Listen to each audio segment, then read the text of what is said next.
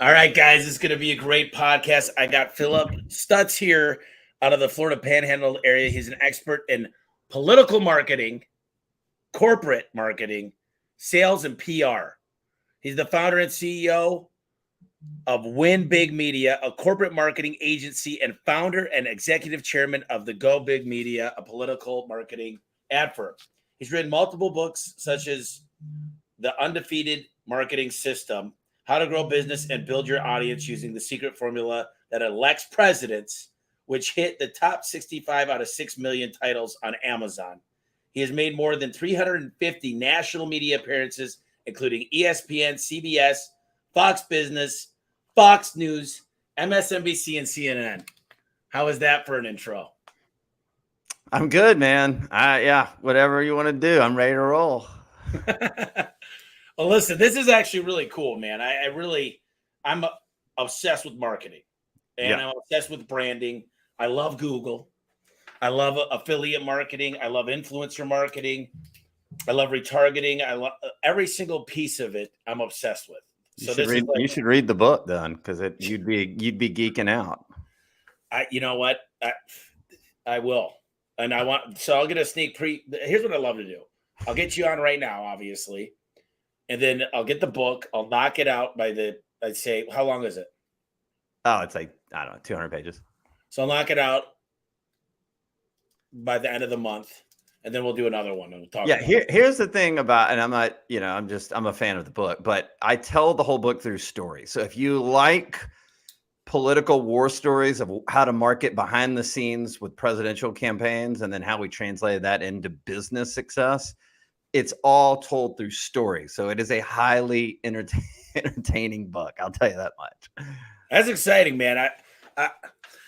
I'm obsessed with politics as well. I mean, I follow it really, really closely. So why don't you just give the audience here, we don't have a lot live right now, but there'll be about probably 15,000 downloads of this podcast. So why don't you tell the audience a little bit about Go Big Media, Win Big Media, and where you're from and how you got into your career, what your plans are. Well, it's interesting. It's come full circle, because I started when I went to college. I went to the University of Alabama, and all I really cared about was college football.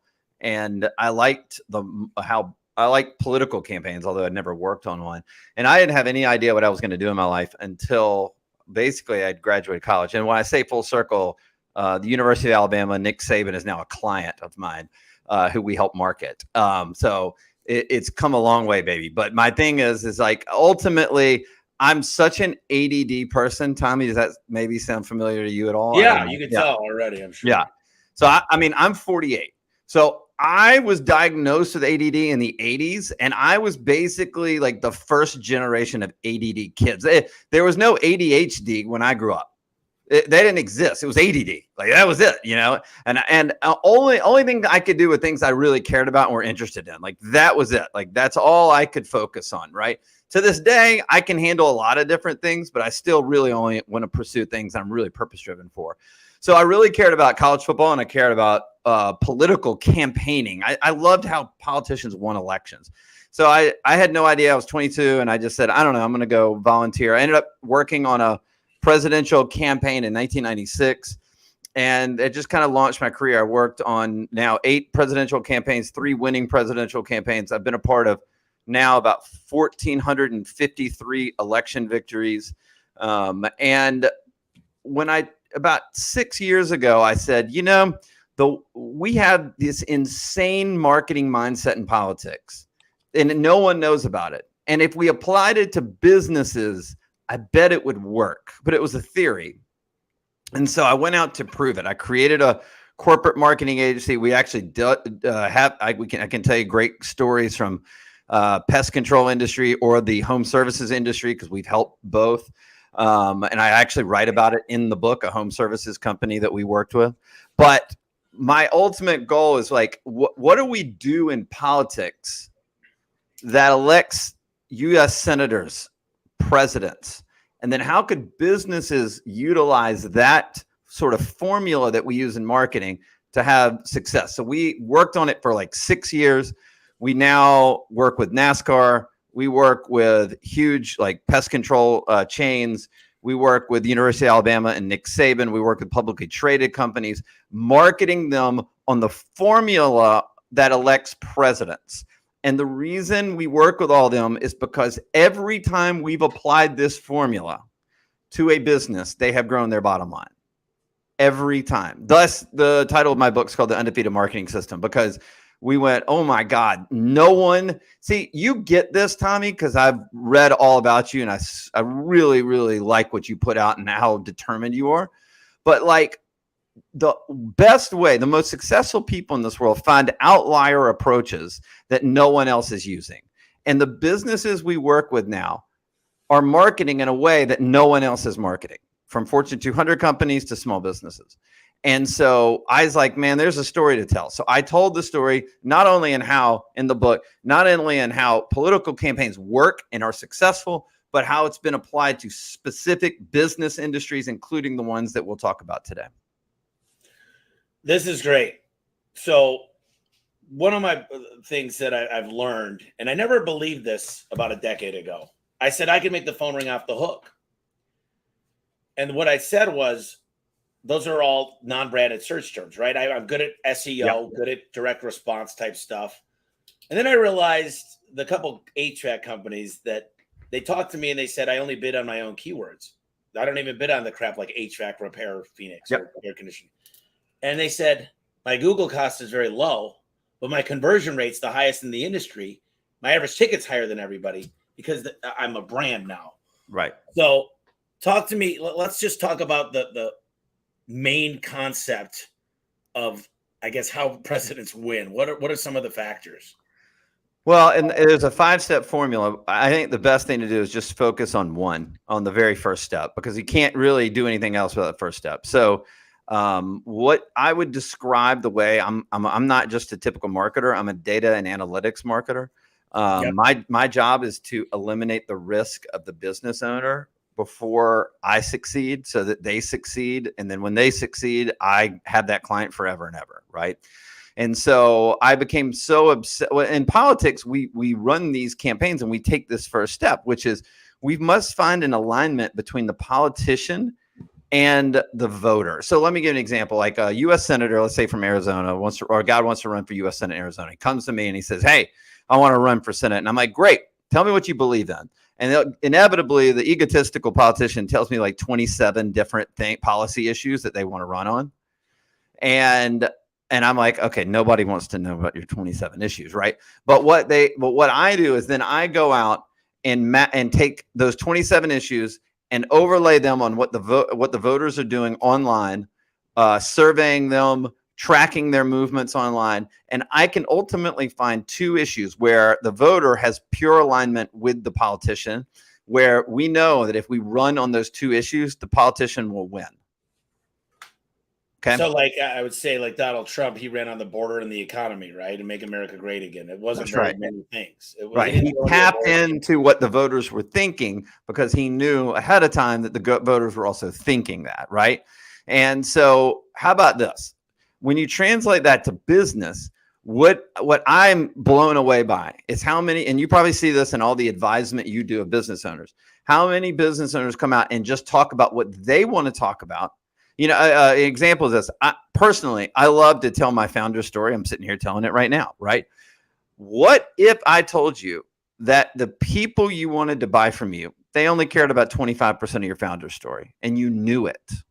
Would you continue to talk about the 75% they didn't care about, or would you take the 25% and optimize it for peak performance?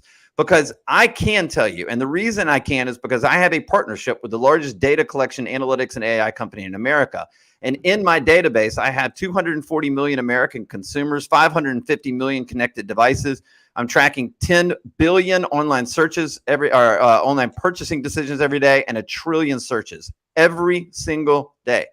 So I can tell anybody their customer list. We can overlay it online, and then I can tell you everything you've ever wanted to know about them, what their values are in life, what social media platforms they're on in a chronological order. I can tell you what they watch specifically, what shows they watch, what they read specifically, like what magazines they're subscribed to.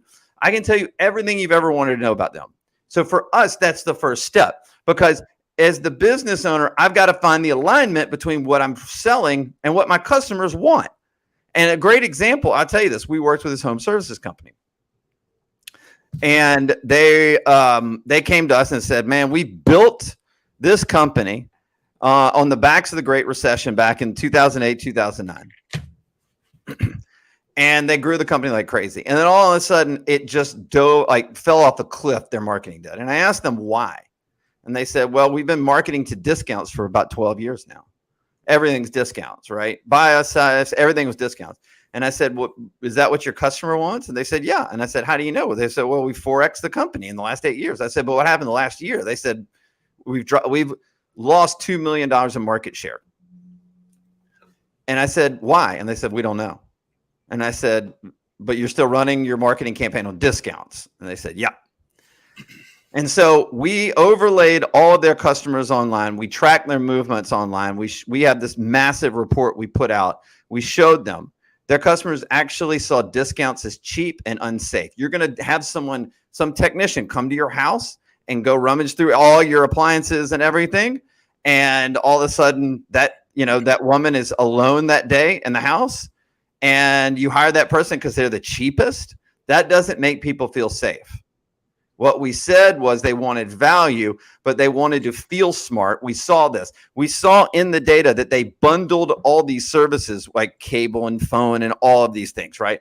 And so we said, guys, you got to market to bundling to save money, not discounts. That small one tweak. And within 5 months of us finding that, this company had the greatest month in the history of their 36-year company. We also intertwined other things we found in the data into their marketing campaign. I write about this story all in my book, but it was one of the most profound changes we've ever seen. And it wasn't that I did anything special, Tommy. It was because I found out what the customer wanted and we delivered to that. Yeah, I'm pretty curious on how the data could say, because I do the same thing. I got 1 through 6 star, and it's all a bundle because the car dealerships, the cable companies, right, they bundle. And so we learn from the greatest, the alarm, all of these. Yep. So what is the data called again? Because it's you can't go into an individual, can you, or can you? It's called a customer insights report. So if I wanted to, so we've done this data for Mark Cuban, Tony Robbins, Fortune 200 companies, but we've also done it for a lot of small businesses as well, because we have a way to do it that's affordable. But that's how we do it. So what if I wanted to find anybody like me that was an influencer on the major Facebook, Instagram, TikTok?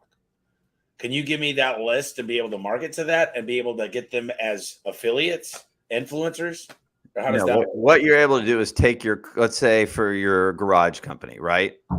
You can take your customer list, overlay it online, and we can track, not survey, track their movements, and then tell you everything you've ever wanted to know about them. We also can put a pixel on your website that when someone comes to your website and let's say they don't buy from you, we know why and what the reason is by why they didn't buy from you.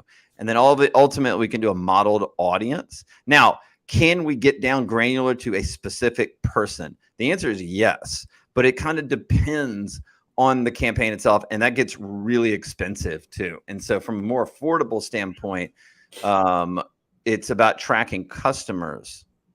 And then you're trying to figure out who your avatar is. Yeah. So it's interesting because I interview a lot of people. Mm-hmm. You go by Phillip? Yeah.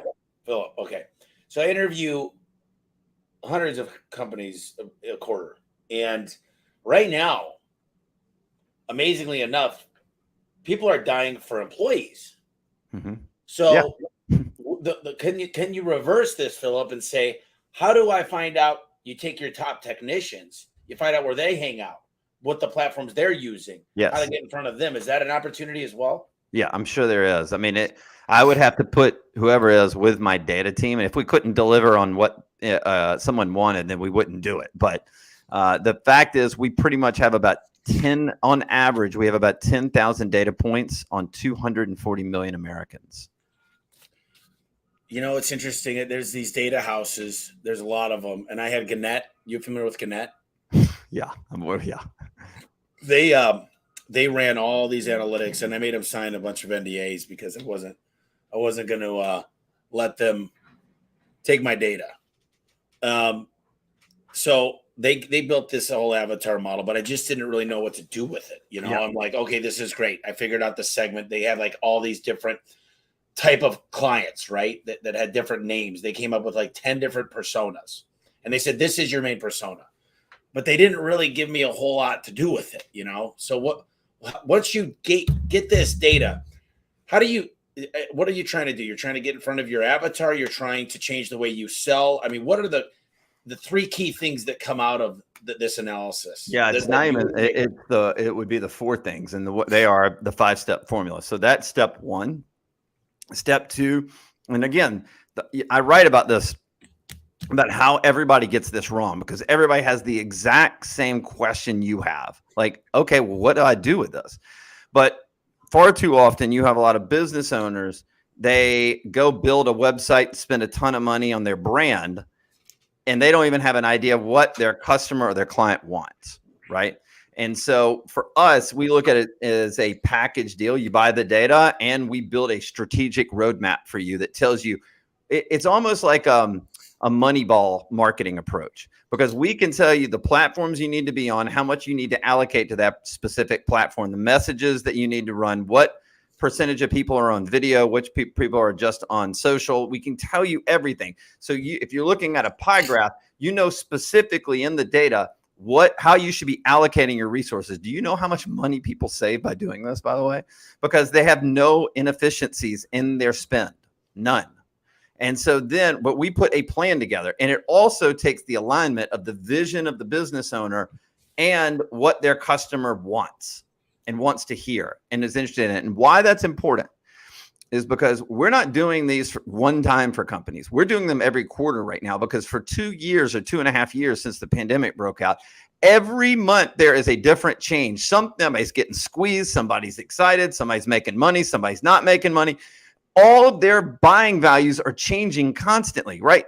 6 months ago, people were spending like crazy. 6 months now, and 6 months later, right now, we have inflationary. We have a recession going on. Like there are too many factors, and people are trying. I always tell people, especially in the service in the home services industry, are you a must or are you a should? Because the customer is asking that question in their head right now. Is this a must or is this a should? Right? And so for us, you have to build a strategic roadmap that aligns all the data with the vision of the business owner and puts an analytical and data model in place. The third step for us is then we build the brand, because now that you know what the business owner wants, now that you know what the customer wants, you go build out your website or improve your website or optimize it or whatever it is you need to do. Right? Because if you're going to spend money and send people to your website to buy from you, right, or to look you up because they want to know, are you credible or whatever, why would you put something up and spend a bunch of money that doesn't speak to people's brain, like what in their brain? Like, why would you do that? Like, this is what I see every day. It drives me nuts. And then the fourth step is we take the greatest messages we find in the data, not messages we sit around in a boardroom, Tommy, and brainstorm on because we're marketers and really smart. No, I'm not smart. I look at the data and I go, there are 10 messages we know will work for your marketing, your advertising, your Google SEO, outside of the typical stuff you do. And I go, let's go A/B test it. And so we A/B test what the data tells us, not what's off the top of our heads in a brainstorm session. Everybody A/B tests. I'm not opposed. Like, everybody does it. I got it. I don't do it that way, because what happens is in the data, you're going to find 8 messages that will work, but 2 of them will probably blow through the roof and you don't even realize it. And so what we're trying to do in a low cost step 4 approach is to figure out what 2 or 3 messages are going to work the best. And then once you know those from a low cost testing, you go to step 5, which is your full marketing launch, because you've eliminated your risk as the business owner in your marketing. Every single step has eliminated your risk. So before you go spend a $25,000 a month campaign or whatever, you have to follow these steps. So you don't, the company we talked about, they had spent over $1 million in marketing to lose $2 million in market share before they came to us. So we came to them and said, you got to eliminate your risk first, and then you got to launch a successful marketing campaign second. So once we went through the step, that's when they had the greatest month in the history of their 36-year company. So when I look at a company, let me just break something for you. Kind of when I walk in the doors, I don't look at their P&L. I don't care about their balance sheet or their income statement in the beginning. I look at a few factors. Number one, I look at the calls that are coming in. I want to know, are they branded or not branded? It's important because if they're branded, it's a higher conversion rate, higher average ticket, less cancellation rate. The next thing, I want to know their average ticket, their booking rate, and their conversion rate. Yep. Yeah, it's like your 4 factors. I've studied, man. This is how I fix these companies. I mean, I go in and I say, what's your booking rate? And they say, I don't, I probably around 80%. Me and my wife do a great job answering the phones. And I say, oh my God, don't you, when you hear that, do you just go, oh man, we gotta have a talk, right? Well, we got to get it systematized. We got to make sure that the data is accurate. So, and I want to see, and then I want to use some AI to see, is there empathy? Are we saying the right things? How do we get a scorecard of each call? Because my mom used to answer phones for this company 10 years ago, more than 10. And people, when I showed up to a house to fix it years, a decade ago, the people smiled and they gave me a hug and they said, oh my God, you guys are the best company. That lady on the phone, she never told them she's my mom, but it's amazing. So those are the things that I find. But also I spent $1.5 million a month on marketing for A1 garage door service. Well, thank you. I want everybody to listen to what you just said. Do you know how many people come to us and they go, well, we'll spend $1,000, but we expect a 10x return. And I'm like, do you know there's not one Fortune 200 company out there in the world that lowballs their marketing? They go all in because it's the only way to scale and grow. So I applaud you in a lot of different ways, but this one is you get it. Well, the deal is I've got 5,000 call tracking numbers. Now that's a little crazy because, if you talk to the Wizard of Ads, Roy Williams, he'll say he does 1-800-GOT-JUNK. He says, forget attribution models. You want everything working in this high funnel atmosphere where you're everywhere. Yeah, and he says radio is the cheapest. He guarantees that radio is the cheapest platform to get clients. He says it's the most effective and it's still the cheapest way. If the data tells you that. Something I saw that you have that I agree with is we have seen an explosion in the importance of direct mail, right? And not only that, in the data. Now, if I look at somebody's data, it doesn't say direct mail, I'm not going to tell them to go there. Like, I don't make money on any of these platforms. Facebook, Google, no, they don't pay me. I follow the data and we optimize for that performance. But you've said, one of the things I'd say is I would never run a mail piece ever unless I did a digital mail chase on it. And a lot of people don't even understand that. And so there's so many optimization tools when the data tells you to do something that you must do. So, I partner with a pretty big company that does a lot of analytics. They pull all this data in and they figure out it's very hard to track TV, radio, billboards because those are usually branded. They're not as much direct response. It's top of mind awareness so that when you pull up the Google, you're going to get a higher click-through rate. And they have this thing called Nielsen data and stuff that all these, I'm sure you're familiar. But, I mean, like there's nothing that doesn't work. This is what I tell people. I still use Valpak. I know people that are making tens of millions on Yellow Book. I literally, I use Angie's List. Mm-hmm. I still use Craigslist for stuff. Any platform could win. I got these PFP deals. The reason I love PFP is it's performance pay. They got to kick ass. They'll put me on the front cover of the Arizona Republic or the Detroit Free Press or the Milwaukee Sentinel. They'll put me right on the front because they get such a big ROI. So it's a win-win because they're working hard with zero my dollars because they know I got a high conversion rate, good average ticket. This is fascinating for me because the data does tell a lot of things, and I'm a data nut. It's almost ridiculous how much I love data and analysis, but I think there's certain times that I get a little too deep into it. I don't think, for example, I only pay attention to, that 5 KPIs really. Then I could dig in deeper.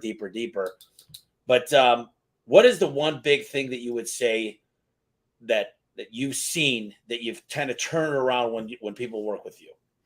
Is there any big mind shifts? Yeah, I mean, the mind shift is that I'm a fiduciary for their customer. And I don't think a lot of most marketing agencies, in fact, 99% of them feels like you get the 1% because you get it a lot stronger than most everybody else. But 99% of people hire marketing agencies and they go, oh, we're so good at this. And we sat around the table and we came up with some awesome ideas for your company. They made those ideas up. And I'm sure they're super smart people. But when you sit down with someone and you say, if you follow these 5 steps, you're going to grow your business. Second, it's not my opinion. It's following what your customers are doing. And it's literally telling you everything you've ever wanted to know about them in a 57-page report that will blow your mind. That, like, I spent 2 hours one-on-one with Tony Robbins walking through some of his stuff recently. We've done this with Mark Cuban, like I said. Like, we've done this for some of the biggest brands in the world. And I went to my data partner and I said, you know who needs this? Not Fortune 200 companies, but small businesses. And so I pay almost $1 million a year for the licensing agreement that no one else has and no marketing agency has in the world. And then I'm able to price it out at a point where smaller companies can utilize it and get a better cost efficiency out of it. And that showing them, like, I'm not kidding when I tell you this. We've done something like 516 of these reports in the last 4 years. And I always say, you always say like undersell and then overperform. I oversell and then it overperforms. I've never ever had a business owner not jaw drop to the ground and say, I knew those 3 things, but I didn't know about those 10 things. Holy cow, that's going to change everything in the way that I message, the way I train my sales teams, the way I train my phone operators, the way that we market this business. You know what? Every Fortune 200 company right now is running a Moneyball marketing game. It is all based on data and analytics, not what do the numbers say. It's literally where are these people? How often do they spend time on these sites? How much money should we allocate to these platforms? It is literally an analytical and data game. And if you're a business owner and you're out there guessing right now, then you're going to be disrupted really, really, really soon. You have to be very, very, very in tune, not just with the data results of your business, but what is going on in the lives of your customer, because it is changing at a rate that we've never seen. Like, we used to see customers change their preferences and why they would buy once every 5 years until the pandemic. And now it's almost month to month. And if you don't understand how it's evolving and changing, then you can be or could be left behind. So I'm curious because I'm involved with a lot of different things. And tell me a little bit about e-commerce. I've got a site called Garage Door Nation. And people, DIY guys, go there and they'll buy their parts. People say that's kind of contradictory, selling parts when you do the repair. But I say most of these people are calling me afterwards because they can't figure it out. Yep. But ultimately, there's a lot of DIY people. So do you guys work with e-commerce as well? I mean, I would tell you e-commerce is more familiar to us in the sense of it feels like a voter than it does anything else, right? I brought in a bunch of corporate marketers, but the foundation of how we built this is built on the system that gets politicians elected. Because here's the thing, Tommy, there's not one marketer in the world right now following this approach, not one. And I'll lay it out on the book, but I say, if you follow this, your competition is not following the system. It's just not. And in a disruptive moment, you've got to think disruptively, right? So on the e-commerce side, yeah, I mean, we work with a ton of e-commerce brands, and because we have to be very aggressive in how they look at sales. I've got another website called Lead Geeks, and we buy motivated seller leads. Okay, we sell the leads. Yep. And the deal is when somebody wants to sell their house for cash, they want to sell it quick. It's kind of like a competition with Zillow and that kind of stuff. So, but a lot of this stuff, though, here's the question. A lot of this stuff is timing. Like, we're more demand searches. My spring just broke. We just bumped into the garage door. Right. The opener went out. Are you using Google Performance Max? Performance Max? I don't know. I can all right. Have an offline conversation with me. This is Performance Max is now, if your people aren't doing it, you like literally you're getting 6 cent leads again with Performance Max. Well, here's the thing. Check this out. In the home service industry, we got this thing called advanced verification guaranteed, Google guarantee. And my lead cost is amazing. When you got to do the background checks, you got to do all this shit to get through it. Right. And it takes them 6 months. They shut down during COVID. They didn't even take any applicants. So all the ones I had that advanced, yeah, I killed it. That's awesome. The 20 years that I didn't, I was pissed. Yeah. So, and I'm still waiting on 19 of them. One just went live last week. So we do the background checks. I mean, literally what I hate the most about sometimes Google is, man, I got drug tests, background checks, W-2s, brand new trucks. I buy their tools. They're great people. And yet Google still, like, I do all this stuff.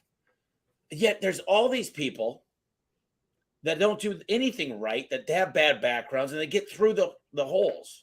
And I just hate it because I've worked so hard to really do the right thing. You know, Google SEO, Google doesn't even like SEO. They hate the word. Yeah. They say, I want it to all be organic, right? They say, I don't want you to optimize for us. But I'm like, well, what do you want us to do? They're like, we want you to go out there and be in the community and get natural links.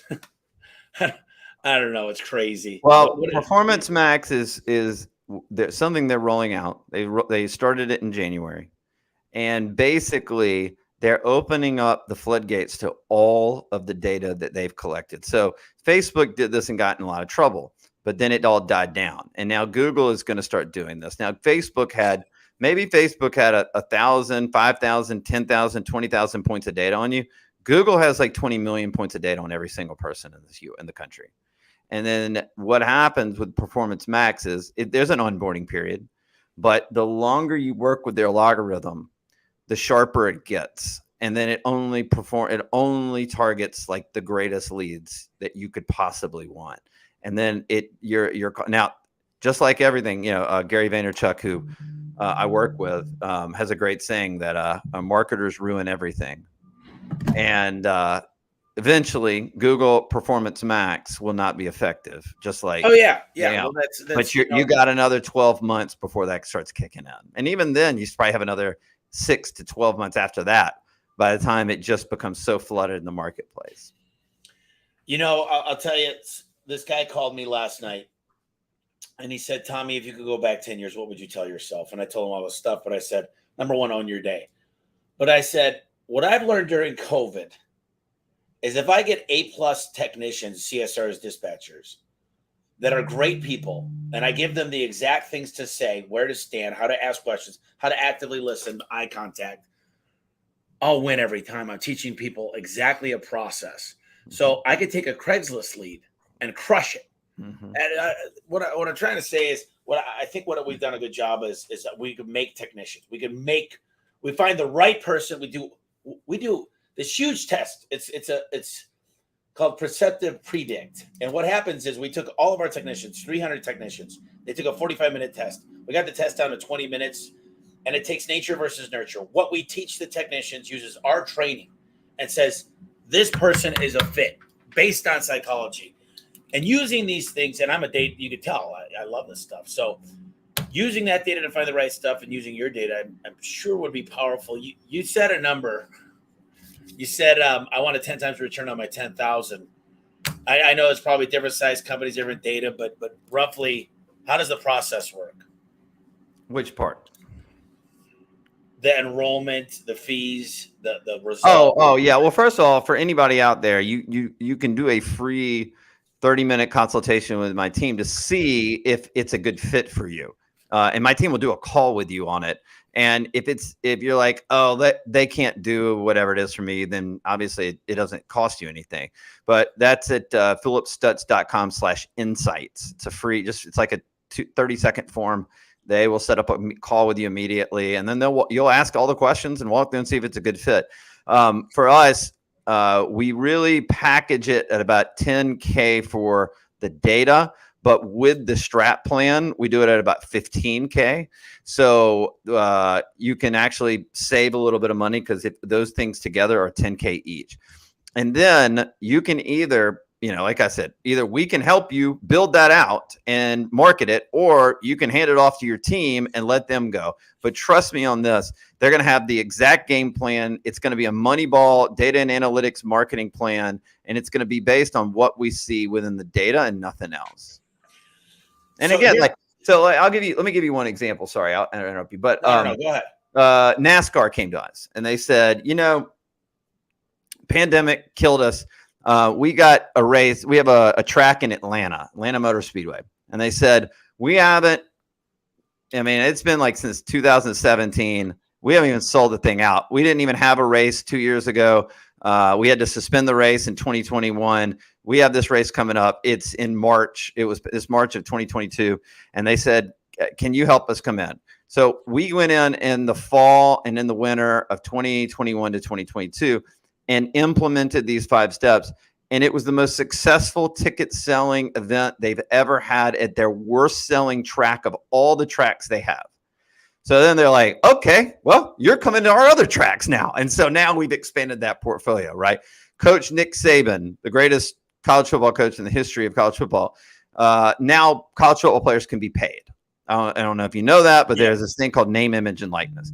So he brought us in and said, help us market our athletes so that we, can keep the greatest team together. So that's what we're doing. And we're doing it all through the data and analytics model. And so on and on and on, like I said, we've done home services projects. We've done big pest control companies. We've done e-commerce. In a way, Tommy, I like all industries. We do B2B, we do B2C. And my only thing is I don't want anybody reaching out to me that's not committed. In my book, I talk about the difference, and you probably appreciate this, the difference between committed versus interested. The interested are always interested in what you have to say or I have to say until a shiny object dances by them, and then they're interested in that, right? I'm in it just like you have your 4 steps. And they have to commit to managing and monitoring and measuring those 4 steps. I'm with companies that want to go and be committed to their marketing and want to succeed. Well, let me ask you a few questions here, PR related, because I'm right in the middle of something right now. I love my podcast because I get to use it to coach my business. Yeah. And I'm very selfish in a way, but people have the same issues. So, I'm a PR nut. I'm a contributor to Inc. I'm all over Forbes and Huffington Post, and I get all these links. And I right now we're going hard on TikTok. We're going hard on Instagram. We're going hard on Facebook. We're doing a lot on LinkedIn. We're starting a really powerful YouTube page. What I'm really trying to do, Grant Cardone, Gary Vee, these guys they crack the code, and they invest, like Grant Cardone says, they only invest in real estate or my image of like growing my network. I guess for me, I feel like the more people that I kind of put it all out there. I want to help people. It's no bullshit. I'm not trying to figure out how I could sell these people. What I found out is relationships always come back. It's like doors open. People get to know each other, and all of a sudden, we throw each other bones. And that's really what it's about. I want to make 1,000 millionaires here in the next few years. So a couple questions here is you could do personalities too. You could say that you could take, I guess, how would you do an individual? Is that possible? Yeah. You find out who you want to speak to. We can find out everybody in that particular network. So, I'm talking to Grant Cardone, CEO right now. We're about to do some stuff for him. And like I said, Gary, I work for Gary Vee's speaking company, right? I've gone on Gary Vee's show twice. They hire me out to give, speeches on stage. But the reason we do it is because the approach that we have is so unique and different. So if you're saying, hey, we're working with a female CEO who wants to be the next Sarah Blakely, right? And she runs $1 billion. This woman I'm talking to right now runs $1 billion company. And so we're helping her build that brand uniquely, but in alignment with what's going to resonate with the people they're trying to talk to and reach and help. We have an event coming up, and I'm expecting well over 1,000 people. What does the sample size need to be? So if a company's really small, not been around that long, because look, I could probably only give you 500 people that came to the event. What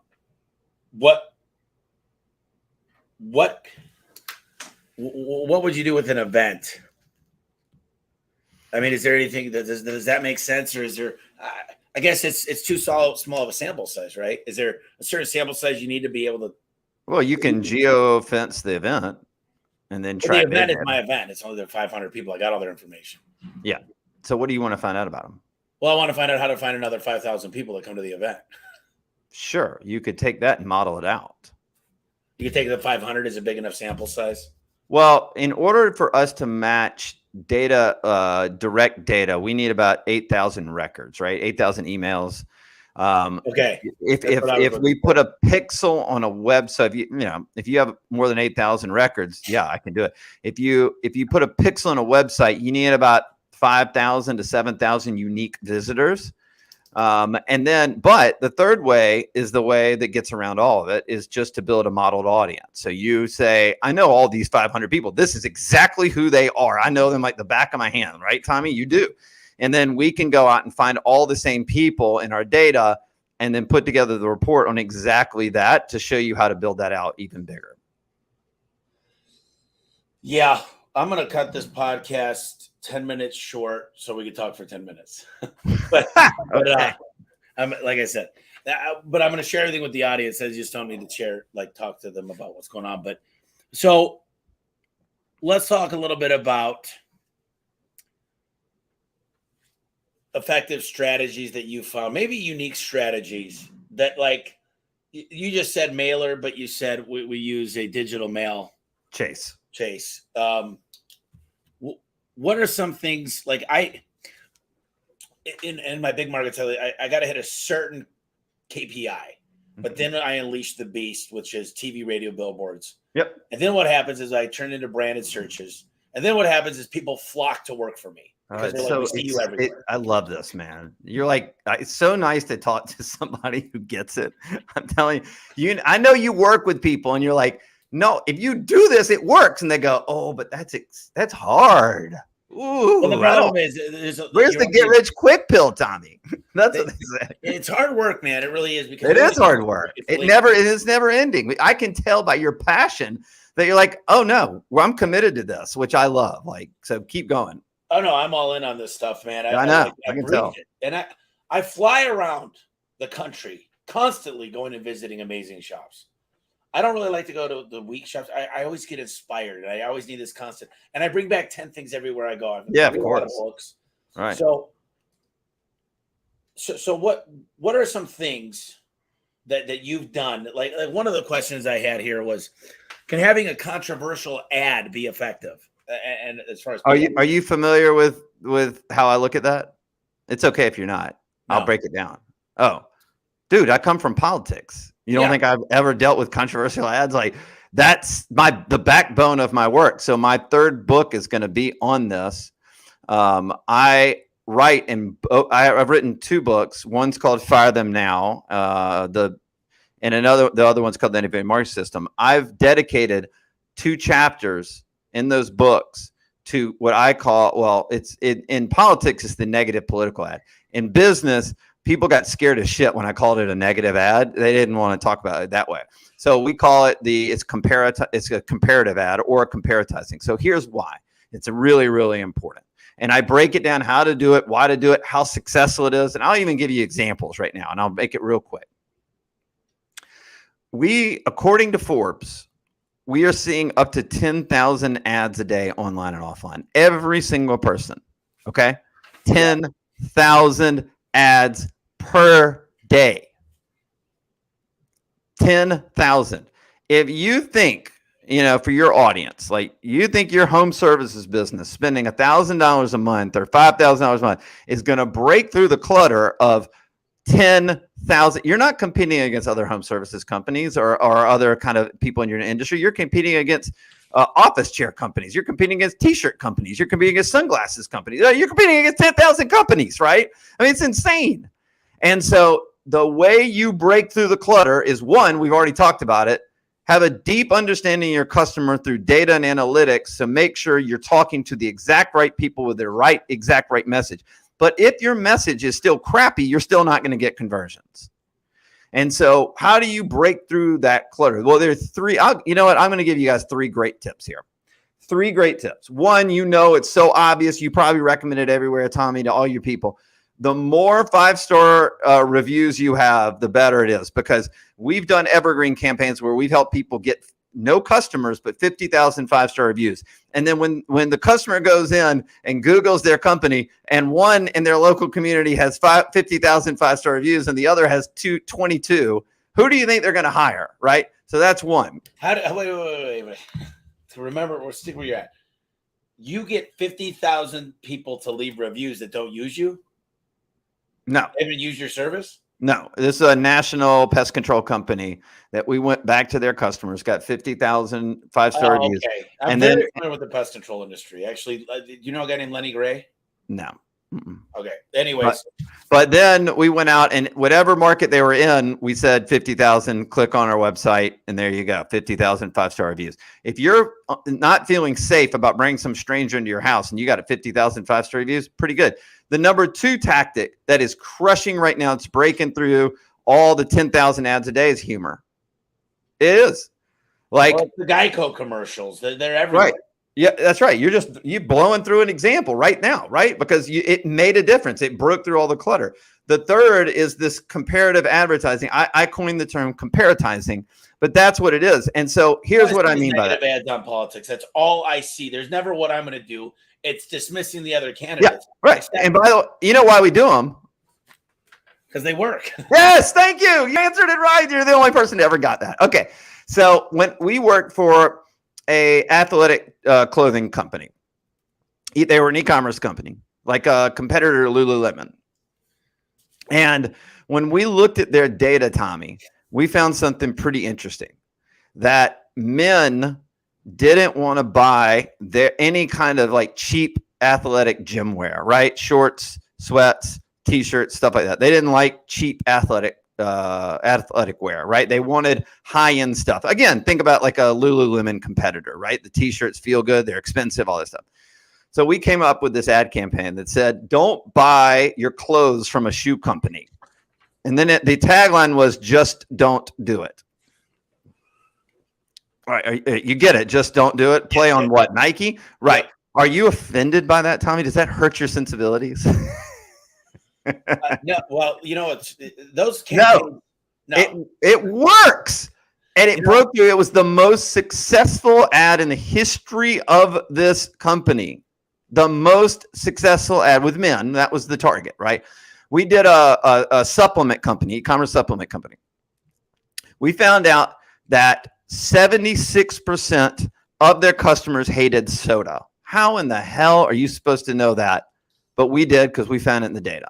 So we ran an anti-soda company, anti-soda ad. It was the most successful ad in the history of their company. And then I got one more, and this is not a comparatizing ad, but we worked with they're a home loan closing company, right? So that if you, they're a title company, right? So nobody, their customer market is real estate agents. Okay. Right. Anybody that, they get the deal. So it's not, when you go buy a house, you don't go, ooh, who's my title company? No, you go, hey, real estate agent, where do I go for the closing? Right. Yeah. So we overlaid all the real estate agents in half of Florida, which was their customer base. And we found out that 72% of the real estate agents owned dogs. How in the hell are you supposed to know that? We found out. So we started running campaigns with dogs in them. We started branding the company around dogs. They went from the third biggest regional title company in Florida, regional, to the number 1 regional title company and the third largest title company in the state of Florida. And did the dog ads make them that way? No, absolutely not. But the dog ads contributed. And the CEO of that company said it was the most successful ad they'd ever run. To this day, every real estate agent walks in their office and says, we love those dog ads. Those are the greatest things ever. And you're building relationships with the people you're buying or that are buying from you. And that's the whole point of why you find out what's in the data. There's a company in Phoenix that used to have a bunch of dogs running in the background. It's funny. So I'm kind of blown away. This is like really, really good stuff. There's this guy that's a huge in PR. I forget his name. It might be Ted something. I'm trying to think of the book. But he writes these books and he's like, I can show you how to put out a piece that will get more like Elon Musk when he broke the window when it was supposed to be shatterproof. That shit went viral. Right. It worked for him. It was good. It was really good. Yeah. I mean, some people say news is good news. I don't know if I buy that, but how is there a way to crack the code? Because right now, these Facebook and Instagram and all these places, they don't want you to go viral unless you're paying them. You got to pay to play.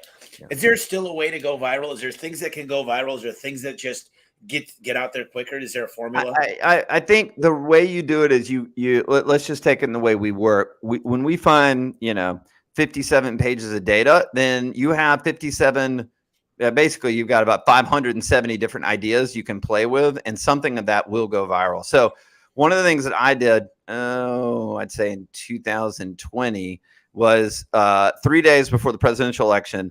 Do you know a guy named by the name of James Altucher? No. All right. He has a podcast. I mean, he gets 200,000 downloads a show. It's a business podcast. And he's a buddy of mine. And he came to me and he said, who's going to win the election, Trump or Biden? And I said, it's 50-50 right now. He goes, if it's 50-50, he goes, then choose a side. If you're wrong, no one's going to remember. But if you're right, and everybody was predicting Biden, I mean, most everybody.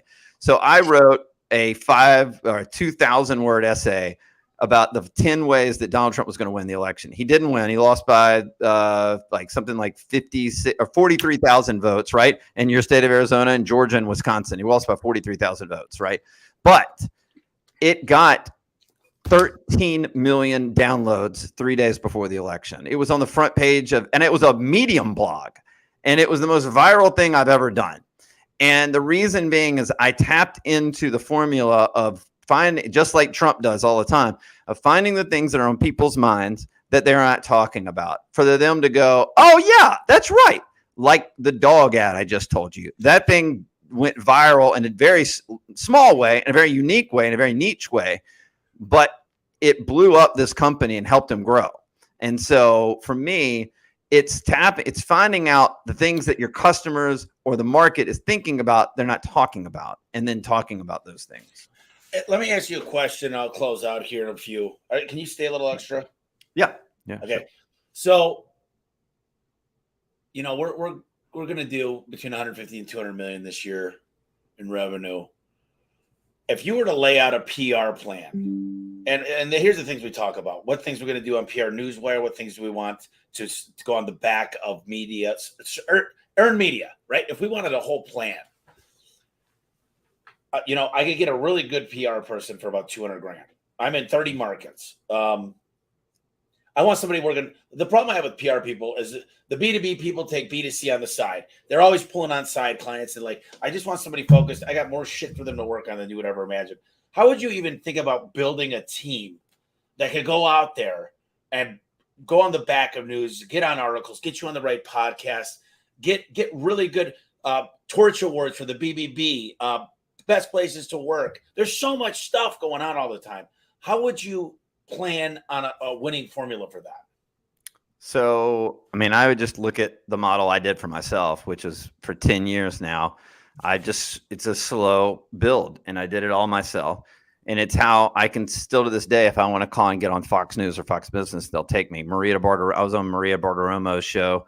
I've probably been on 25 times. I just email her and she says, come on whenever you want.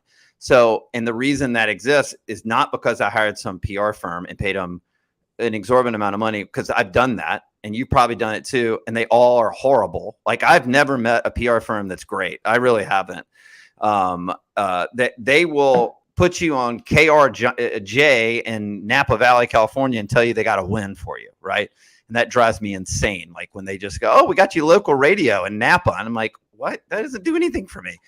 I would say, because you're the best asset in your company, to hire a team of PR people that you spend that 200 that way, and then direct them to go get you, and then use your leverage of all your contacts to get you into other places. That's how you're going to have the most success, not by hiring a PR agency. That's my experience. Yeah, I think you take it in-house. Forever and ever. I mean, I think in-house you're going to have the most success. I've got 4 full-time video guys. I mean, we're getting ready to just go. I wouldn't be surprised if next year I'm spending $1 million a month just on PR. Mm-hmm. But the deal is I've got big goals. Well, yeah, but this is another thing. Like, we work with a lot of people that want to go out and do a lot of this stuff. Right. And I'm like, well, what do you want to spend? And they're like, oh, like I said earlier, like $2,000 a month. And I'm like, Grant Cardone and Tony Robbins spend over $1 million a month, if not more, on their brand. And you're going to tell me by spending $2,000, you're going to compete with that?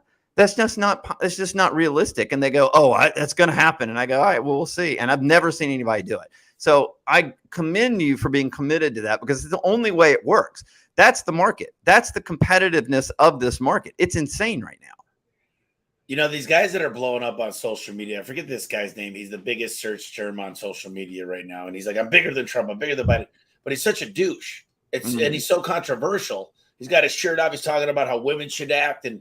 And people are like, they hate him. But some of them love him. It's the Right. thing is, I think you cannot you got to take a firm stance on stuff to go viral. You can't be like, Right. well, I love the Democratic view and I really like the Republican. You got to take a stance. And Yeah, I think people don't understand that. Somebody told me the other day on a podcast or after something, I don't remember exactly what it was. He goes, the My Pillow guy. Yeah, Mike Lindell. Oh, yeah. He goes, do you think he gets a lot of people on CNN? He doesn't advertise on CNN. He does Fox News, and he says, he's been canceled. He can't. If I get half the country, I'm still winning. Yeah, of course. They're going with my pillows. They're buying my slippers. They're buying my sheets. He said, you don't need every person. You need to own your segment. Yeah. He owns the Republican pillow, base. So let me ask you a few questions. If somebody wants to reach out to you, what's the best way to do that? Yeah, go to phillipstutts.com. You can reach me there, and it's hopefully you'll spell my name out, but it's PhillipStutts, as in Sam. phillipstutts.com. All right. Next thing is, I know you've got a couple books out. We're going to put them on the site that people could go get them. What's a few books that changed your life that are must reads, other than the E-Myth, Who Moved My Cheese, and Never? I don't even know that.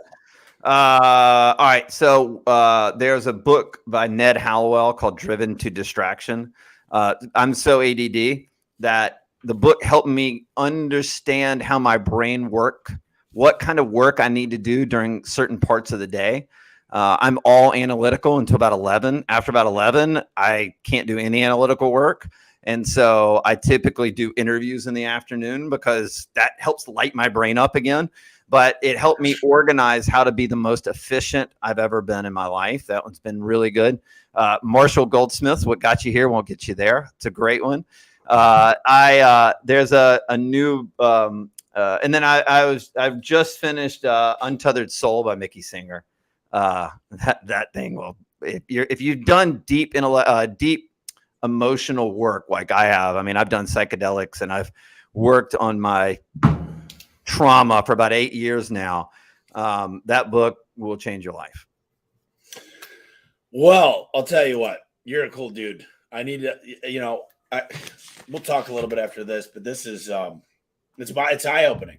And, you keep hearing these people say the data is disappearing, retargeting is going away, the government's cracking down on these companies, the Twitter, the Facebooks. Is that true? I mean, yes. Have they cracked down? Absolutely. But guess what? I've already got 10,000 data points on every American. And then what I do is we get all of our data from the streaming companies. So Vizio, Samsung, Hulu, Roku, Hulu, the same things. And then we're able to get their IP address and target them and find out what they're doing. So has there been some crackdown? Yes. Has it affected us? Nope. Not at all. You got a fan, Jackson. All right. Thank you, Jackson. I appreciate that, man. Let me know what you think of it. Because I really do want to know what people think of the book and how it's helped them. Or they thought it sucked. You know what? I'll be reading shortly. Listen, the last thing I do on my podcast is we talked about a lot of awesome stuff here, but I'm sure we left some things out. Maybe there's a take action. Maybe it's just something we left out. Maybe it's just something on your mind right now, but I'll let you close us out with the audience here. Yeah, I'll just reiterate. I came on, and the reason that my team reached out to Tommy, not the other way around, is because what we saw in Tommy was someone that was committed, not interested.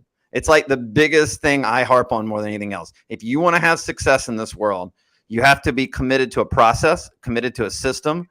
One of my mentors, a guy named Keith Cunningham, he's probably one of the greatest business coaches that's ever lived. The guy made $100 million before he was 40, lost every single penny, got divorced, almost was homeless, and then he built it back into a $500 million empire.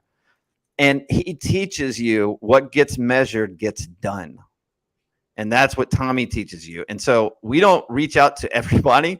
We reach out to the committed, because I know I can have a very interesting and engaging conversation, which I feel like we did today.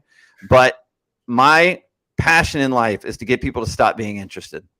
Like, there is no easy road. There is no get rich quick pill. Tommy, everything you've done is a hustle.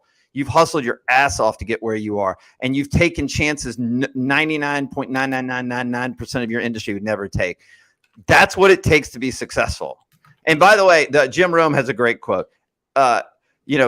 We can let fear guide us, and I've got fears that guide me, right? I think we all do.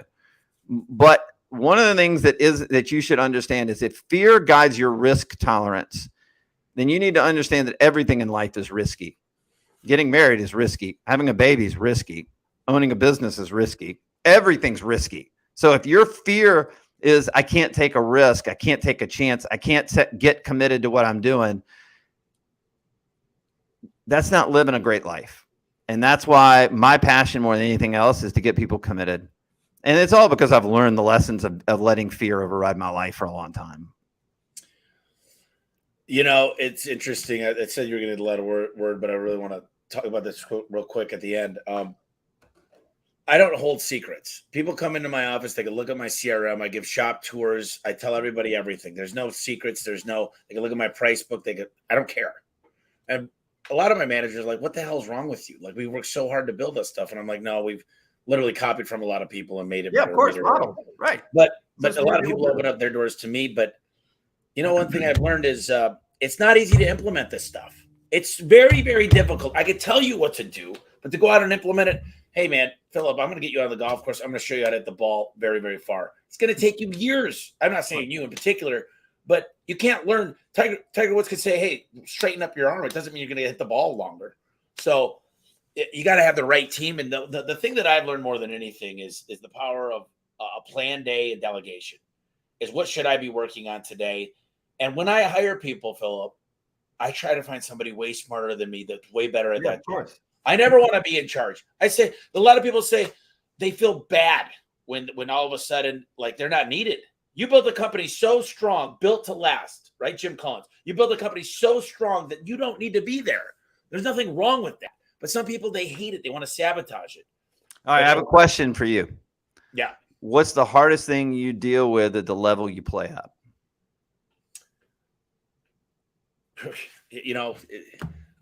I got to tell you, I was just talking to somebody earlier, it's like divine intervention. It's like the pieces are falling into place, and I don't know. I think the hardest thing I deal with, I don't really have at work. I work a lot, and I think the biggest problem is like I enjoy working too much. I'm going to jump on a call later after I talk to you, but that's work for me. I enjoy it. I just had a barbecue with 25 new technicians. I mean, literally bullshitted with them. I don't know if I could identify it. I think maybe just turning off. That's probably the hardest thing, is to say, all right, let's go into a trance. Let's really meditate for an hour. I'm like, that's bullshit. But I know people need it, and I'm not trying to. I can't do it. I'm like, let's go drink a beer. What about you? Yeah, it would be balance for sure. My balance has been out of whack for 48 years, so that's what I'm working on now. Well, there's a good book you should read, and we'll end with this. It's by Dan Thurman. It's called Off Balance on Purpose. All right, I'm ready now. And here's the deal, Phillip. When you're close with God, praying 5 times a day, when you're working out 4 times a day and have a perfect health, you can't do that and be meditating all day and have a great relationship with your kids, that you're going to all their events, and also have the biggest career you've ever had. To think that you could be all 5 of those, it's ridiculous. But there's times in your life that you need to be more on in certain things. I think people should work harder when they're younger and save money. Totally. But to say to live a balanced life, I want to live this balance is a bunch of bullshit. I'm telling you, I just don't believe in it. But I think you'll dig the book. You married and have kids? I've got a 3-year girlfriend. I don't have kids yet. I want kids. There you go. All right. Come talk to me when you do. So yeah, no, I get it. That's well, you see, I told Bree, I said if I would have got married 10 years ago, I don't think be divorced. Would be happening. Yeah, no, it would be divorced. So but hell, I got to tell you, man, I live my best life every day. I don't have any regrets. I mean, of course, there's things I would have told myself to not do, stupid stuff, but ultimately, everything is shaped the way I am today. And I got a lot of weaknesses, a lot of things I should probably be working on, but I want to strengthen my strengths and hire around my weaknesses. So many people, they say, I need to become better at Excel. I don't even know how to change the price book at my CRM. I've got so many people that study and do this stuff. Well, if I had to master everything, teach me how to be the CFO. Hell no. I pay my CFO a damn lot of money to be the best at what he does. So he's worked 10 years in PE. He came here. He's changing the game for us. That's so good. Hire for your weaknesses. But Phillip, stay on with me for a minute. I really appreciate you doing this podcast. Yeah, man, of course.